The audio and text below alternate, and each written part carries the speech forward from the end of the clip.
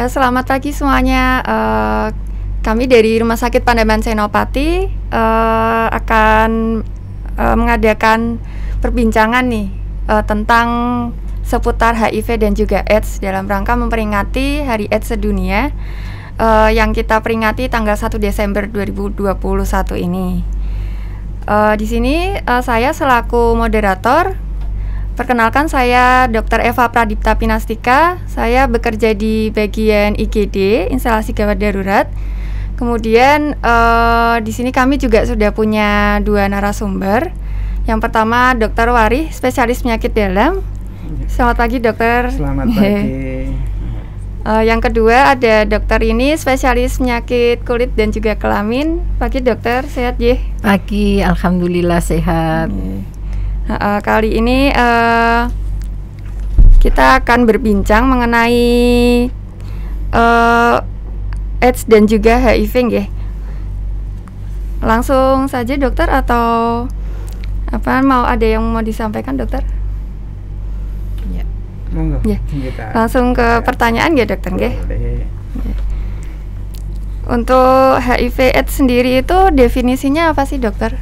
Iya. Kalau yang perlu yang diketahui masyarakat. Iya, kalau HIV sendiri kan memang singkatan dari Human Immunodeficiency Virus ya.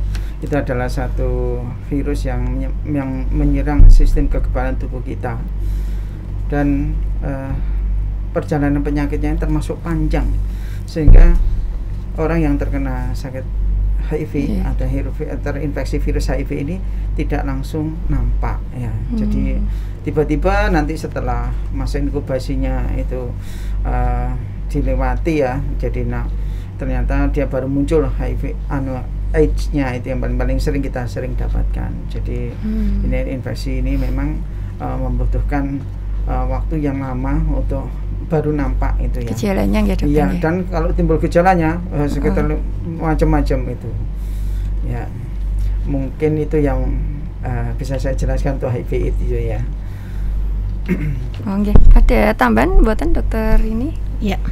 Jadi untuk HIV ini memang ada individu-individu yang rentan terhadap penularan HIV ini ya. Yang pertama adalah pada individu-individu dengan perilaku seksual yang tidak bagus ya. Jadi misalnya tidak menggunakan kondom, kemudian berganti-ganti pasangan, dan juga yang lainnya adalah berhubungan dengan pekerja seksual komersial ya.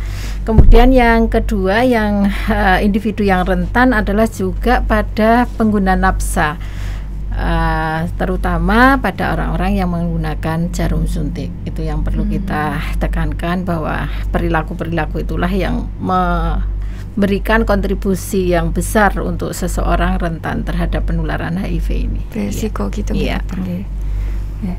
Kemudian untuk mencegah penularan dari HIV sendiri itu bagaimana ya dokter kiat-kiatnya? Kalau untuk pencegahan ya tentu saja tadi dari yang menjadi faktor resiko itu tadi kan ada perilaku seksual ya. Tentu saja nomor satu adalah kita harus berperilaku seksual yang sehat. Jadi hanya dengan satu pasangan, dan pasangannya pun hanya dengan satu pasangan. Itu yang paling utama ya. Tetapi kalau misalnya tidak bisa seperti itu, kondom yang paling bisa kita anjurkan untuk pencegahannya, untuk berhubungannya. Kemudian yang kedua, tentu saja tidak boleh menggunakan jarum suntik secara bersamaan, tapi memang ada yang harm reduction itu dengan cara salah satunya adalah pencucian pada pengguna nafsa ya, terutama jarum suntik adalah dengan pencucian jarum suntik. Tapi itu sebetulnya juga sudah tidak tren lagi ya. Tapi kalaupun misalnya kita harus menyediakan jarum suntik untuk digunakan secara bersama-sama kan nggak mungkin juga, berarti kita mendukung dong. Yang jelas juga harus diedukasi kepada pasien untuk menghindari penggunaan nafsa, terutama jarum suntik itu ya, yang itu yang paling utama ya. Ada tanggapan lagi dokter? Ya, saya mau nambah aja ya. Ya, jadi untuk pencegahan juga memang sekali lagi itu perilaku ya. Perilaku tadi sudah disebutkan sama dokter ini mengenai ganti-ganti pasangan. Ganti-ganti pasangan itu bisa sifatnya heteroseksual atau homoseksual, yang akhir-akhir ini juga banyak juga kita dapatkan ya, untuk kasus homoseksual. Saya di polisi mendapatkan masih muda-muda, laki-laki masih muda, ternyata positif. Dia itu PNS atau bukan, semuanya ada ternyata. Itu tambahan dari saya. Jadi pencegahannya ya perilaku yang paling bagus mungkin adalah, kalau saya nilai, pendekatan pada diri, pada jalur keyakinan agama yang paling baik. Untuk ini nggak dokter, kesadaran dari diri sendiri juga nggak dokter? Diri sendiri. Kalau untuk strategi-strategi dari pelayanan kesehatannya sendiri, pripun dokter? Kalau untuk strategi pelayanan kesehatan, saya cerita kalau sekarang ini, kalau untuk pelayanan dalam artian untuk pengobatan. Untuk pengobatan sama untuk untuk pengendaliannya juga dokter. Jadi kalau untuk pengobatan yang pengendalian ini ya, kita lihat flashback yang dulu ya, saat kita mulai di Pademan Senopati pengobatan itu akhir 2009 sebenarnya, 2009 ya, awal 2010 lah. Itu waktu itu memang kita mengobati itu masih melihat berapa CD4-nya gitu ya. Kalau CD4-nya masih di atas 350, kita nggak akan terapi. Apalagi populasi kunci ya kita biarkan saja, kita hanya edukasi. Tapi perkembangan berikutnya dari Kemenkes timbul ada strategi SUPA. Itu lumayan dengan adanya strategi SUPA, itu pengobatan untuk HIV bisa lebih banyak pada orang-orang yang memang memegang populasi kunci. Jadi istilahnya itu yang mendapat ARV itu jauh bisa mengakses lebih banyak itu ya. Terus untuk yang terakhir ini dari Kemenkes yang baru saja itu juga dijelaskan pada kita semua bahwa di tahun 2030 dia ingin strateginya itu ada 3-0. Jadi zero yang pertama itu tidak ada penularan lagi untuk HIV/AIDS. Yang zero yang kedua tidak ada diskriminasi. Terus zero yang ketiga itu terkait kematian itu ya dokter? Oh iya, benar, tidak ada kematian itu karena HIV/AIDS. Lah untuk itu makanya kita sekarang itu digiatkan setidaknya itu yang terdiagnosis pasien-pasien HIV itu bisa mencapai 90%. 90%. Dari 90% itu juga nanti semuanya bisa dapat on ARV. Jadi dapat terapi ARV. Dan yang sudah mendapat terapi ARV, kalau dicek viral load-nya 90% sudah tersupresi. Nah itu yang dicanangkan pemerintah. Itu untuk mendukung ini kayaknya pemerintah juga memberikan alternatif untuk pengobatan. Dan saya lihat dari perkembangan pasien-pasien yang sudah kita berikan ARV, tampaknya memang obat ARV yang terbaru, yaitu komposisinya ada dari tenofovir, lamivudin, dan dolutegravir atau TLD, itu kayaknya memang memberikan harapan baru. Selain efek sampingnya itu ringan ya, efek sampingnya ringan, saya jarang sekali dapat efek samping yang berat ya. Dan pasien toleransinya sangat baik dan angka kepatuhannya cukup baik, sangat baik lah katakanlah, sangat baik untuk dengan TLD itu. Dan pasien-pasien yang kemarin sudah kita berikan TLD, kemudian kita cek viral load-nya, rata-rata sudah tersupresi dengan baik. Nah itu kelebihannya itu TLD. Iya. Itu. Kalau di Rumah Sakit Panembahan Senopati sendiri untuk kondisi orang dengan HIV/AIDS yang berobat bagaimana dokter? Iya, kalau untuk di Panembahan Senopati sekarang ini ada sebanyak 315 pasien yang mengakses ARV rutin. Sempat juga ada sekitar 87 itu yang loss of follow up. Tapi dengan adanya kerjasama dengan LSM Victory, ini sangat membantu kita untuk mencari data yang loss follow up itu. Yang loss follow up ini bisa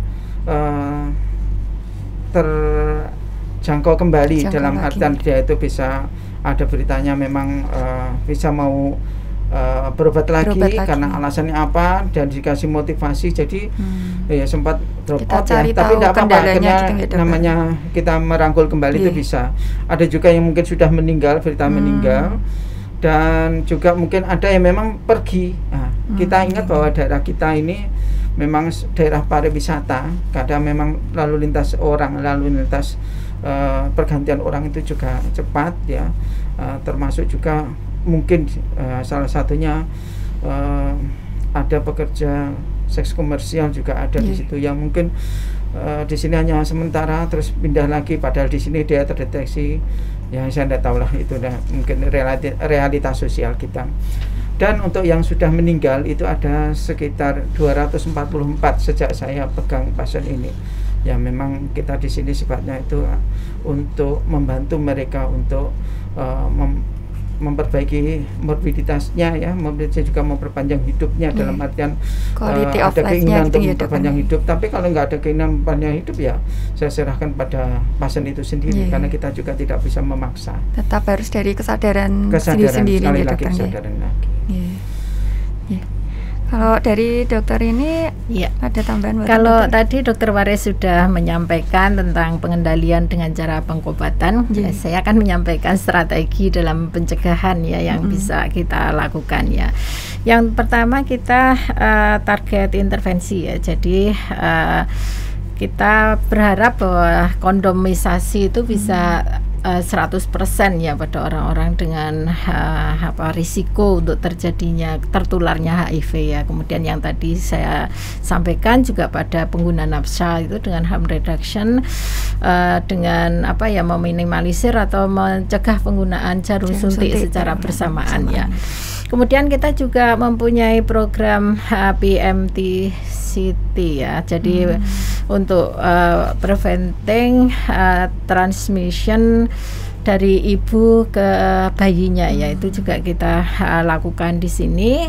Salah satu langkah yang kita lakukan adalah mengontrol ibu-ibu hamil ya, dengan viral load itu yang misalnya terpaksa sudah terlanjur hamil ya, kita usahakan bagaimana untuk diturunkan supaya nanti dalam kondisi aman untuk tidak mentransmisikan kepada bayi. Kemudian yang kedua, kalau misalnya mau hamil, kalau masih ada rencana belum terjadi hamil ya kita harus turunkan dulu ya Pak Wari ya viral loadnya biar nanti aman untuk kehamilannya. Kemudian kita juga harus pastikan bahwa untuk transfusi darah itu aman ya. Tapi saya rasa ini sudah sangat-sangat ketat ya, PMI Bank Darah itu melakukannya sudah sangat ketat ya. Jadi screening untuk sebelum dilakukan transfusi donor itu harus benar-benar bebas dari HIV ya.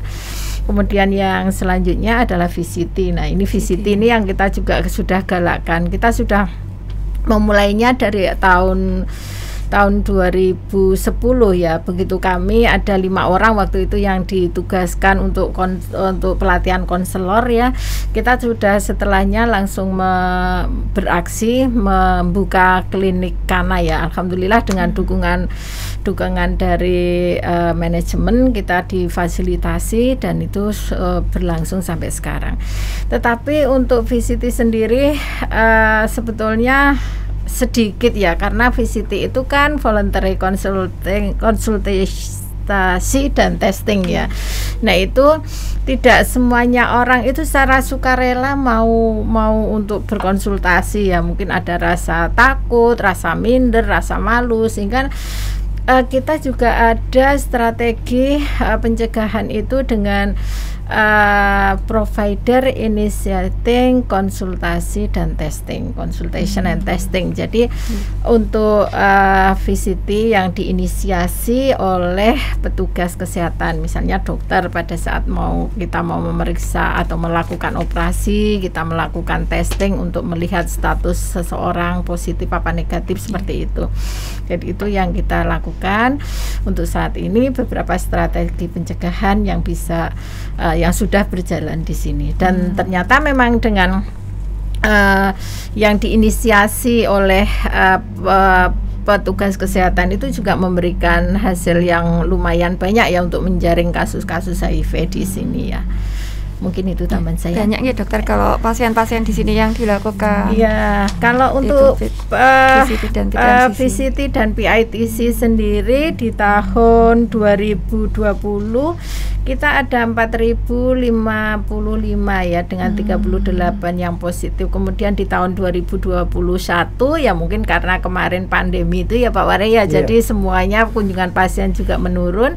Yang kita bisa jaring itu ada sekitar 3.275, tetapi yang positif ya lumayan banyak, wong jadinya jadi 35 yang positif. Kalau di persentase 1% lebih ya. Kemudian kalau yang di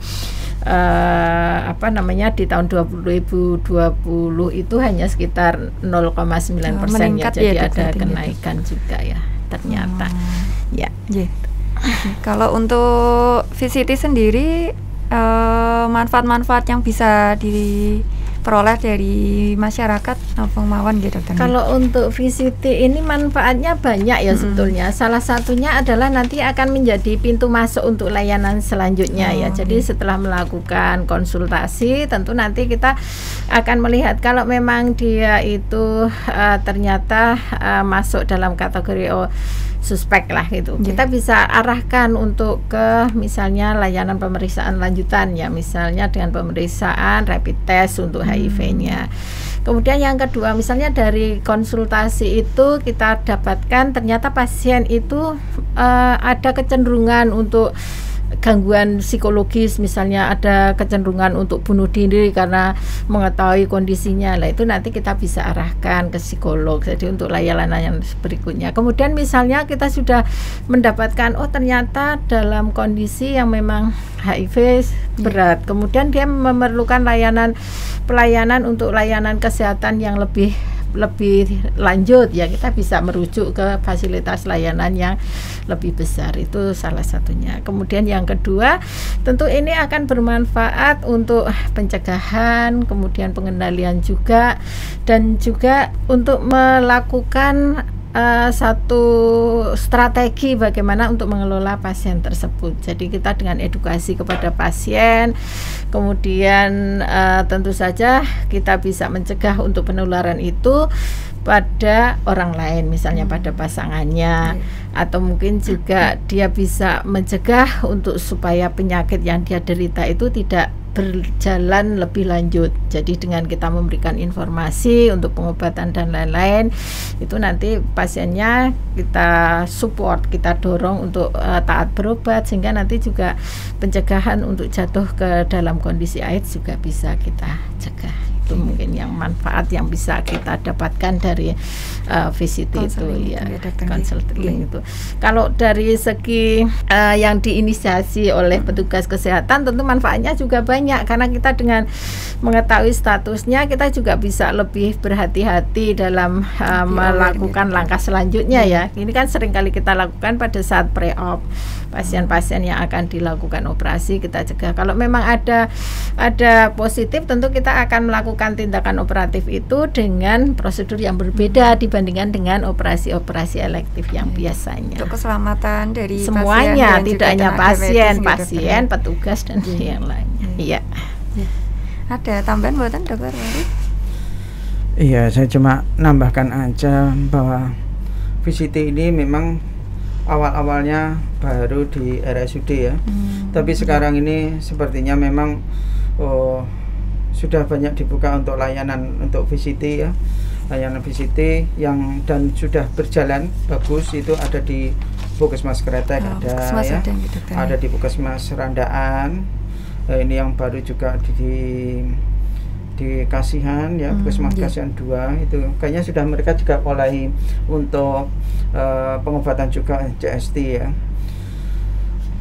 Namun memang untuk pengobatan yang di luar rumah sakit itu mereka untuk yang sifatnya ringan, jadi mungkin stadium 1-2 atau istilahnya itu untuk rutinitas yang dalam artian terkontrol ya. Kalau ada infeksi IO-nya atau infeksi oportunistik yang berat, atau dia memang jatuh pada stadium itu yang berat, memang biasanya harus di rumah sakit ya. layanan-layanan yang lain itu juga banyak. Untuk yang VCT-nya itu yang di rumah sakit Respira, ada di RSUD, di rumah sakit swasta yang di PKU itu ada. Tapi kalau untuk JST-nya masih terbatas. Ya mungkin yang akan datang mungkin akan dibuka sama Dinas Kesehatan di fasilitas-fasilitas itu untuk memperluas cakupan untuk pelayanan untuk HIV ini. Ya itu tambahan saya untuk program VCT ya, dan kemungkinan JST yang akan datang ya. Oke, menarik sekali dokter. Yang untuk infeksi-infeksi oportunistik ini kok biasanya yang rentan terkena pada pasien dengan HIV/AIDS napa mawon gitu dokter? Iya, ini kalau kita lihat untuk infeksi oportunistik ini, pasien yang paling sering datang ke rumah sakit, entah itu di rawat jalan ataupun rawat inap ya. Kalau rawat jalan itu paling sering saya dapati adalah kandidiasis dan juga gangguan kulit ya. Gangguan kulit itu mulai dari ada prurigo atau ya PPE ya. Ada juga sampai peruka. Biasanya itu saya konsulkan ke dokter kulit ya, dokter Ganing ya, dokter Ganing. Terus kalau nanti dia agak berat itu entah tuberkulosis, kita kerjasama dengan dokter paru di sini ya, dokter paru. Kalau dia nanti ada gangguan yang lainnya itu, kalau sampai hemiparese sampai ini ya, biasanya kalau hemiparese itu sering karena tuksu atau apa, kita juga libatkan dokter saraf ya. Namun demikian kalau untuk infeksi seperti tuksu ataupun infeksi sitomegalovirus CMV itu hanya bisa kita lacak kalau pasiennya bisa memeriksakan untuk antigen antibodinya ya, antigennya untuk IgG IgM dari tuksu maupun CMV. Cuma ini mahal. Hanya kita lakukan untuk pasien-pasien yang rawat inap baru kita lakukan ya. Dan alhamdulillah dijamin sama BPJS ya. Kalau untuk rawat jalan tidak bisa, jadi itu harus rawat inap. Terus masalah obat oportunistik, memang kalau TBC mungkin jadi satu dengan program ya, gitu pasien bisa mendapatkan layanan gratis ya. Untuk toksoplasma kadang ada bantuan, kadang tidak. Begitu juga untuk CMV, mungkin CMV ini yang mahal ya. CMV itu kalau terdeteksi dan gejalanya ada, kalau pasien bisa punya jamkes mas, ya alhamdulillah mas bisa ditanggung. Tapi kalau dia tidak punya jaminan, itu yang kasihan. Karena untuk obat oralnya aja satu paketnya itu bisa mahal ya, di sekitar 9 jutaan itu. Ya. Itu untuk nggak boleh putus ya, dalam 30 hari dan bisa berlanjut untuk tergantung dari situasi klinisnya. Itu pun yang bisa kita berikan oral, kalau injeksi mesti lebih mahal lagi. Jadi bisa kita obati di Pademangan. Kadang juga kalau pasien menghendaki untuk ke pusat pengobatan infeksi di Sarjita akan kita rujuk gitu. Ya dokter, kalau terkait untuk infeksi menular seksual yang lain itu apakah berhubungan juga nggak dokter dengan HIV/AIDS itu? Ya, sebetulnya antara IMS dengan HIV itu saling berkaitan ya. Jadi HIV sendiri dia bisa meningkatkan resiko untuk terjadinya IMS ya, karena dengan penurunan daya tahan tubuh tentu saja ini akan mempermudah seseorang untuk terinfeksi. Sebetulnya nggak hanya IMS ya, termasuk penyakit-penyakit yang lain ya. Tapi memang khusus untuk HIV ini, IMS memang biasanya akan mengikuti, karena sebagian besar dari HIV itu didapat dari perilaku seksual itu ya. Kemudian yang kedua, untuk IMS sendiri juga dia beresiko untuk meningkatkan tertularnya HIV ya. Kenapa? Karena terutama pada infeksi-infeksi menular seksual yang dia bentuknya ulkus. Jadi ada jejas di dalam, ada perlukaan di dalam area sekitar kelamin, kelamin laki-laki maupun perempuan, yang itu nanti sebagai pintu masuk untuk virus HIV itu akan lebih mudah lewat sana ya. Jadi kedua penyakit itu memang saling berkaitan satu dengan yang lain ya. Jadi kalau tadi Pak Wareh ngendika ada yang infeksi oportunistik yang ditemukan pada saat seseorang terkena HIV/AIDS ya. Ada sebetulnya yang kita sering kali ketemu itu malah nggak ngira juga ada sakit apa ya. Ternyata pada saat dirawat kita dapatkan ya Pak Sawari ya, seperti sifilis, sifilis yang stadium 2 ya, kondiloma lata. Kemudian ulcus granulomatus itu ya sering pernah kita dapatkan juga ya Pak Wari, yang sampai terjadi perlukaan yang hampir seluruh separuh vagina itu ulcerasi itu pernah kita dapatkan. Kemudian kondiloma acuminata yang giant ya, yang jadi yang bentukannya itu besar, kemudian tebal sekali, areanya luas, itu sering kita temukan. Nah, kenapa kok bisa seperti itu? Ya salah satunya karena di dalam tubuh seorang dengan HIV/AIDS itu terjadi penurunan kekebalan tubuh yang sangat berat ya. Jadi kadang-kadang CD4-nya yang sampai tinggal berapa puluhan itu ya, kalau nanti ada infeksi menular seksual yang bentuknya vegetasi atau mungkin ulcerasi, akan kita dapatkan dalam kondisi yang berat ya dokter ya. Iya, saya nambahkan aja ya. Untuk akhir-akhir ini memang dari Dinas Kesehatan itu juga mensyaratkan puskesmas kalau untuk cek HIV sekalian cek sifilis. Makanya kita sekarang kalau dapat rujukan dari puskesmas, ini misalnya HIV-nya positif, banyak juga yang sifilisnya positif. Akhirnya kita memang menindaklanjuti ya untuk pemeriksaan lanjutan VDRL, TPHA, dan nanti hasilnya akan kita konsulkan ke dokter kulit ya, kulit kelamin ya, dokter ini yang sedang hari ini yang kemarin ada kasus ya Pak Wari ya, kita dapatkan satu kasus sudah diperiksa sekalian sama dokter Wari, VDRL-nya, TPHA ternyata positif 160 ya Pak. Kemarin sudah kita langsung lakukan untuk treatment dengan injeksi pinsatin penisilin, dan kita mau evaluasi lagi 1 bulan yang akan datang ya. Kemudian saya mau menambahkan lagi nih Pak Wari ya, yang kalau untuk HIV dengan sifilis kolaborasi itu dapat ya, karena kan biasanya memang untuk orang sampai jatuh ke sifilis yang bergejala itu memang sudah waktunya lama ya, jadi kemungkinan sudah bisa kita lihat ya. Hanya saja yang jadi masalah itu kalau IMS-nya yang akut, misalnya GO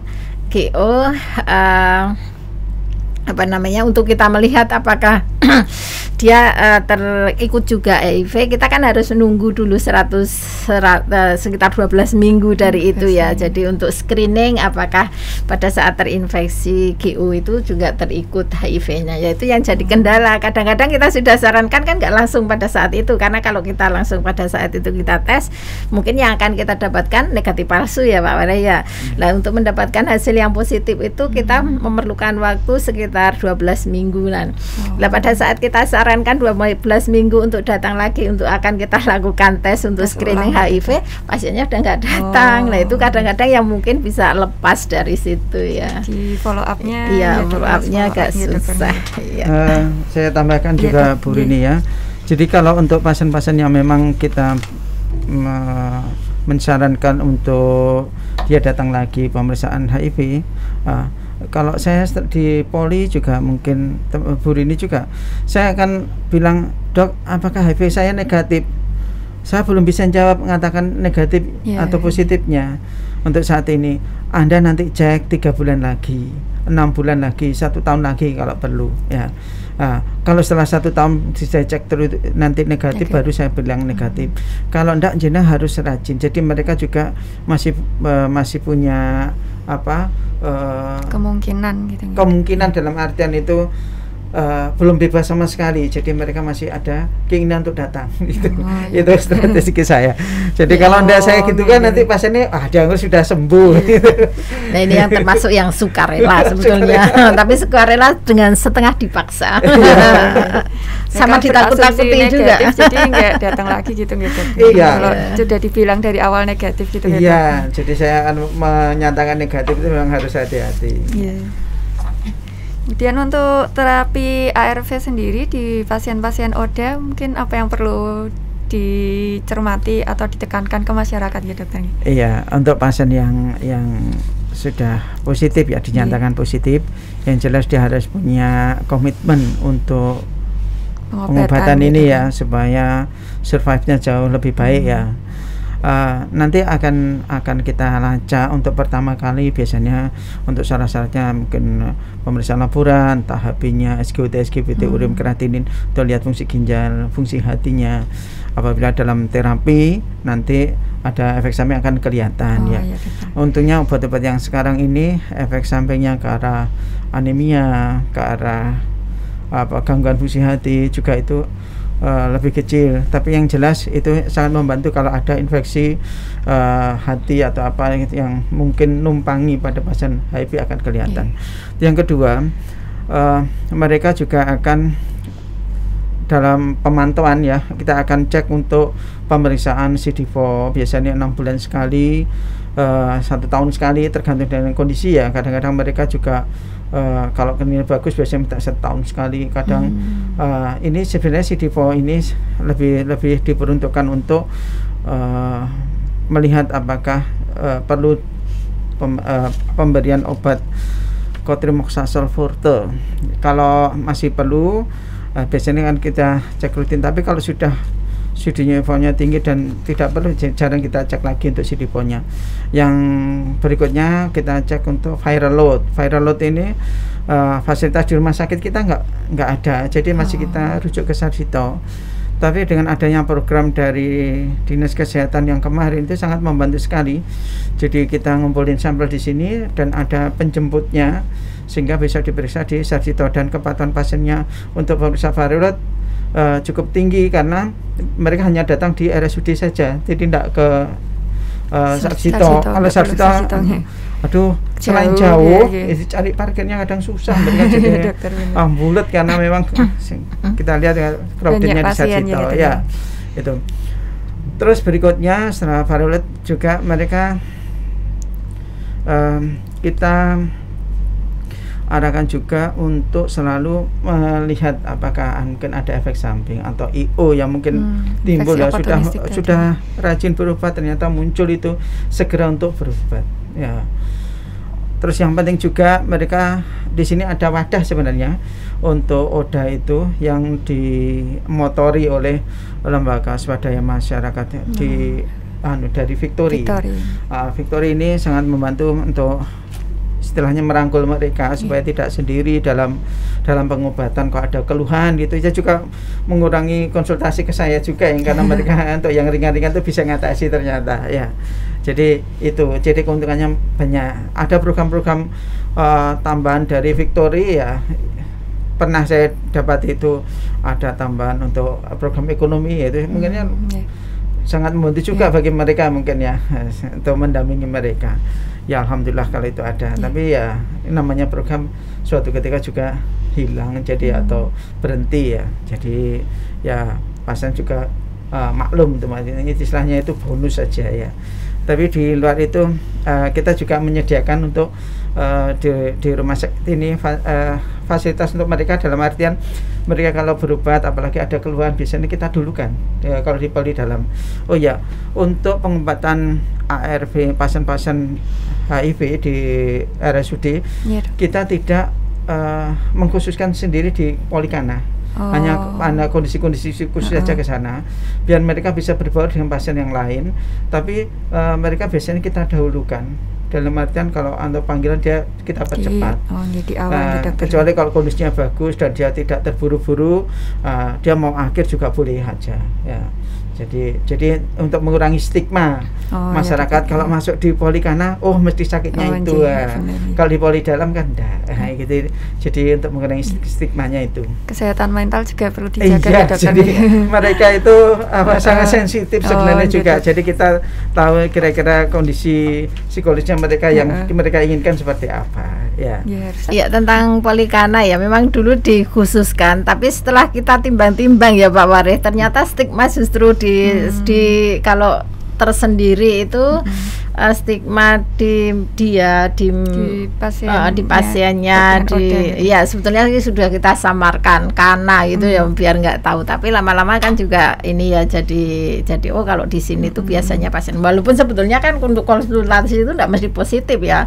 Kalau nanti hasilnya positif, tapi kan ada juga kemungkinan cuman karena dia berperilaku itu untuk mengetahui status selanjutnya seperti apa, itu ada juga ya. Kemudian yang kedua juga kalau di sana semua sebetulnya repot juga Pak Wareh, kasihan nanti kalau harus DST naik turun bolak-balik. Akhirnya kita bikin ada itu untuk kasus-kasus khusus, tapi nanti kalau untuk yang reguler yang masih bisa ditangani secara bersama-sama di poli dalam ya kita ke poli dalam aja tidak masalah. Itu ya Pak ya.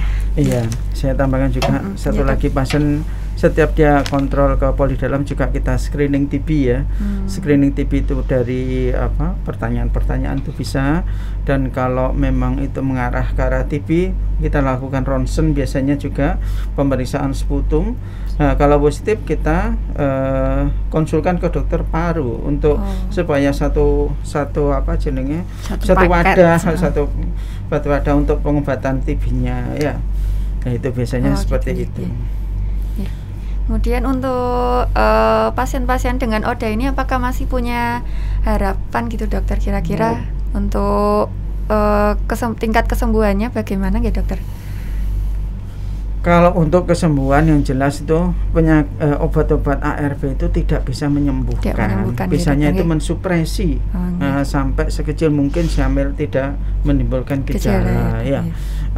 Untuk yang saat ini kalau angka harapan hidup jauh mereka lebih baik ya. Pasien yang saya obati dari awal yang sekarang masih hidup, jadi sudah 11 tahun juga masih ada. Jadi untuk pasien-pasien yang tersupresi, kalau saya lihat itu adalah pasien yang biasanya adherennya bagus, jadi kepatuhannya minum obat itu bagus. Kalau dia ada istilahnya itu sudah kebal atau resisten dengan obat sehingga harus berhenti ke kategori 2, itu mudah kita deteksi. Nah, tapi untuk pasien-pasien yang adherennya buruk, ada dari pasien itu yang kemarin itu ada yang sudah berhenti ada 5 bulan, ada sampai 1 tahun gitu. Waktu kita cek viral load dengan obat yang sama itu ternyata memang tidak tersupresi. Ada beberapa pasien saya lihat memang ini pasien-pasien yang sempat drop out terapi. Ya akhirnya segera kita ganti ke arah pengobatan yang baru pakai TLD. Ya, yang mudah-mudahan hasilnya lebih baik. Untuk pasien-pasien yang sudah kategori 2 dan sudah terkontrol dengan baik, ya kita nggak ganti ke TLD, tetap pakai yang kategori 2 ya gitu. Mungkin yang terakhir dokter, ada pesan-pesan khusus buatan dok untuk pasien-pasien atau saudara kita dengan ODA nih dokter, dengan HIV/AIDS. Iya, kalau untuk pasien yang jelas itu harus rajin berobat ya. Di sini sudah banyak fasilitas kesehatan, silahkan pilih fasilitas kesehatan yang menurut Anda ya itu yang memadai untuk kontrol rutin ya, untuk kontrol rutin. Apabila di fasilitas tersebut sudah kontrol rutin banyak sekali keluhan, silahkan ke RSUD Pademangan Senopati ya. Bagi keluarga pasien ya atau orang terdekat dari pasien, tolong monitor juga untuk pasien itu minum obatnya. Itu support dari keluarga terus juga perlu ya support dokter, ya, support dukungan lahir batin ya, bisa ya. Ya ini supaya pasiennya tetap bersemangat untuk berobat ya. Dan jangan memberikan stigma yang negatif. Kita di rumah sakit saja meminimalisasi untuk stigma negatif. Jangan sampai di rumah diberikan stigma negatif. Tapi pasiennya nanti jadi cenderung depresi. Nah, depresi mesti tidak mau minum obat. Ya. Mungkin itu dari saya. Dokter. Kalau dari saya dari segi pencegahan ya, jadi kita memang jangan sampai terkena HIV/AIDS ya, karena sekali terkena ya sudah, nanti efeknya itu harus minum obat seumur hidup. Kalau tidak mau minum obat seumur hidup ya risiko tanggung sendiri ya, karena ini tidak suatu penyakit yang tidak bisa sembuh tanpa obat ya. Jadi dia sembuh pun bukan dalam sembuh artian 100% sembuh ya, hanya bisa terkendali. Jadi untuk supaya tidak terkena, jangan sampai terkena itu ya salah satunya harus berperilaku seks yang sehat. Kemudian yang kedua juga hindari nafsa, terutama adalah jangan yang menggunakan jarum suntik itu ya. Jadi berperilaku hidup sehat dan bersih. Dalam hal ini terutama adalah berperilaku sehat di dalam hubungan seksual gitu ya. Yang paling penting Iya. itu nggih dokter nggih, Iya. dari mencegah nggih dokter nggih. Iya, jadi pencegahan jauh lebih baik daripada Pengobatan. pengobatan gitu ya. Iya, dokter. Perilaku itu memang. Iya. Ya. Iya, saya juga Iya, nambahkan dokter. sedikit ya. Jangan lupa bahwa RSUD Pandeman Senopati bukan saja kita pengobatan CST ya, untuk ARV saja, tapi di sini juga sudah didukung oleh fasilitas dari teman sejawat yang lain. Dari bagian kandungan juga sudah berapa kali ya, mungkin sudah puluhan kali operasi pasien dengan HIV positif ya, pasien hamil dengan HIV positif, jadi sesaria. Beberapa dari teman-teman ortopedi juga sudah melakukan operasi dengan pasien HIV positif ya, jadi mereka sudah siap lah untuk kita untuk melakukan tindakan di rumah sakit ini. Jadi pasien-pasien dengan HIV/AIDS nanti harus ngomong terbuka ya, terbuka kalau saya penderita ini, dan fasilitas kita di sini kalau memang bisa dikerjakan di RSUD akan kita kerjakan di RSUD ya. Jadi RSUD ini adalah milik untuk rakyat Bantul ya. Begitu juga untuk membantu masyarakat ya dokter yang lain ya, melayani yang memang bersedia untuk berbadi RSUD Pandeman Senopati Bantul. Mungkin itu aja dari saya. Siap. Makasih sekali dokter Rini dan juga dokter Wari untuk ilmu dan juga sharing pengalamannya, sangat bermanfaat untuk saya pribadi maupun harapannya bisa membantu masyarakat nggih dokter nggih, terutama masyarakat di Bantul nggih. Kalau semisal membutuhkan konseling ataupun pengobatan, monggo bisa mengakses di layanan kesehatan terdekat atau di RSUD Pandeman Senopati juga nggih dokter nggih. Mungkin perbincangan ini semoga harapannya bisa membawa manfaat yang banyak untuk masyarakat terutama di Bantul. Terima kasih banyak ya dokter nggih. Selamat bertugas kembali nggih dokter nggih. Selamat pagi semuanya. Saya Dr. Eva Pradipta Pinastika undur diri dan juga menutup acara ini. Kemudian apabila kita punya kesempatan di lain waktu, semoga bisa memberikan acara-acara dan juga sharing ilmu dan pengalamannya di lain kesempatan.